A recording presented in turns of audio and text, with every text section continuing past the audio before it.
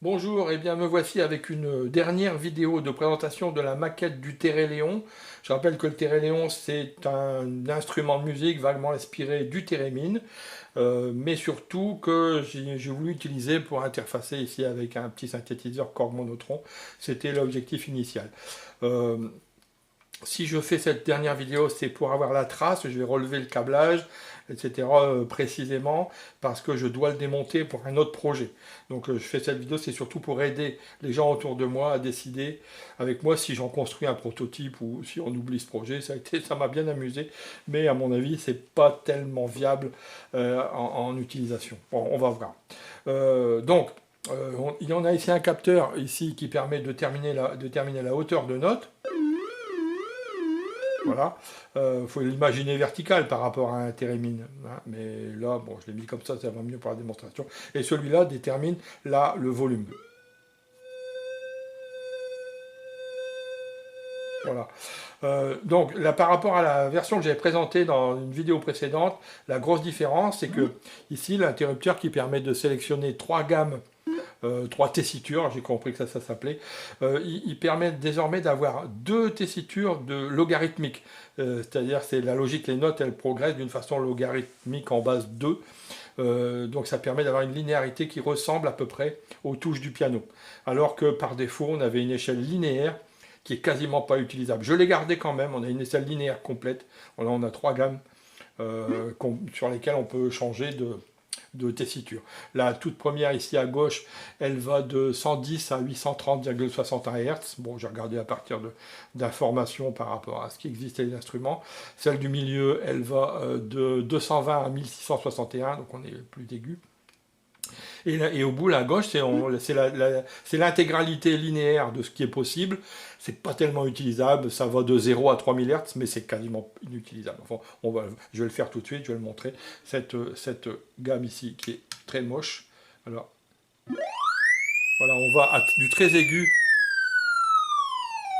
au plus grave et on entend qu'il y a. Alors, si je dis que c'est pas tellement utilisable, alors ce système, hein, donc là, j'ai mon propre générateur de son ici. Hein. Là, il est en sinusoïdal. Là, on peut changer la forme d'onde de sinusoïdale à triangulaire, mais ça change pas grand-chose en fait. C'est surtout moi j'ai les oreilles qui fonctionnent plus très bien. Donc ça c'est pas très utilisable pour faire de la musique. Hein. Mais par contre ici je vais prendre la gamme ici qui va de 110 Hz à 830 Hz. On est un peu plus sur des choses utilisables entre guillemets. Donc là je crois on est en sinusoïdal. Là, on est en triangulaire. Et là, pour baisser le son.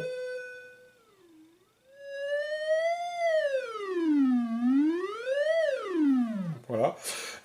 Et ici, on est donc sur la gamme du milieu. J'ai dit 220 à 1661,22 Hz.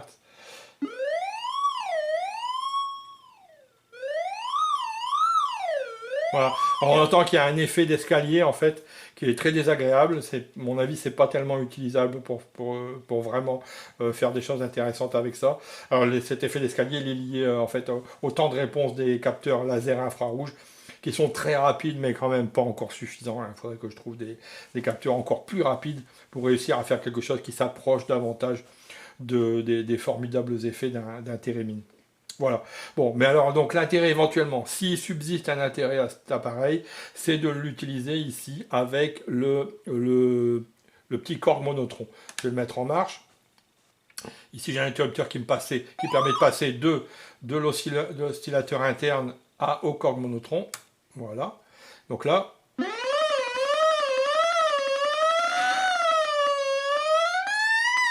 a la même chose.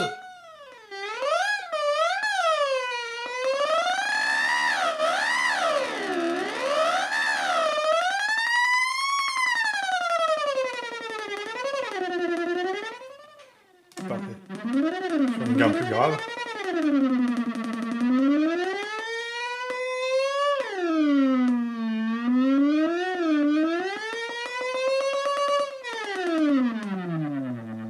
Voilà, ça peut éventuellement être plus amusant parce que le Korg Monotron, là, avec son petit clavier sensitif, c'est quand même pas très facile à manipuler. Et donc voilà, éventuellement, s'il y a un intérêt à construire cet appareil, c'est pour le brancher avec le Monotron. Sinon, avec l'oscillateur interne, je trouve que ça a quand même assez peu d'intérêt. Et bon, bah, après, on peut faire toutes sortes d'effets avec ça. Moi, je sais pas trop manipuler, hein. Je suis pas je suis pas musicien.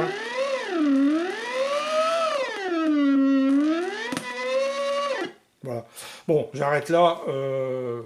Je vous remercie de votre attention. Je vais maintenant finir de relever tout le câblage de ce truc-là pour le démonter. Et puis éventuellement, un jour, je t'en ferai une maquette, mais là, je pars sur un nouveau projet totalement différent.